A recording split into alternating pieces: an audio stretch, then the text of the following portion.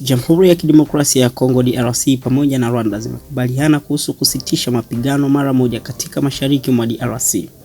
Baada ya mazungumzo ya moja kwa moja kati ya Rais Felix Tshisekedi na Paul Kagame yaliyofanyika Doha, Qatar, mazungumzo yao yaliyoongozwa na Rais wa Qatar yalikuwa mara ya kwanza kukutana baada ya wahasi wa M23 wanaodai kuungwa mkono na Rwanda walinyakua miji ya Goma na Bukavu. Katika taarifa ya pamoja iliyotolewa na mfalme wa Qatar, viongozi walijitolea kujitoa kwao ili kuunda mfumo wa amani kati ya nchi hiyo.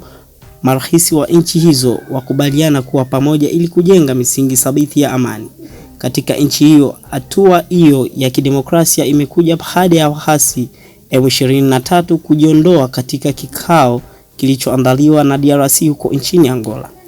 Kundi la wahasi lilieleza vikwazo vilivyowekwa na Umoja wa Ulaya EU havikuhusiana na M23 dhidi ya viongozi wao kama Bisimwa vimekuwa vikwazo zaidi, bali waafisa watatu waandamizi wa jeshi la Rwanda na mkuu wa madini Rwanda, lakini DRC wamekanusha kuwa Kigali wanahusika kati ya vita hiyo. Rwanda wamekanusha kusaidia wahasi M23 majeshi na silaha. Vita vinavyoendelea mashariki mwa DRC toka Januari, wakati M23 walivyonyakua Goma na hatimaye kuteka Bukavu na Februari, wamesababisha migogoro ya kibinadamu duniani.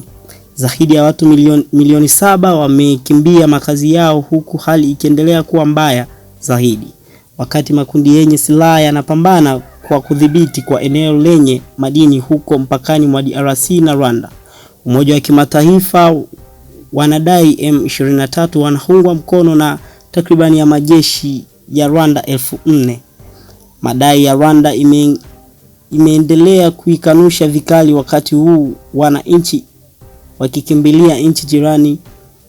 Mama mmoja na watoto wake wawili wamekimbilia Burundi, huku mama huyo akiomba amani. EPA TV, nami ni Embwebo Basha.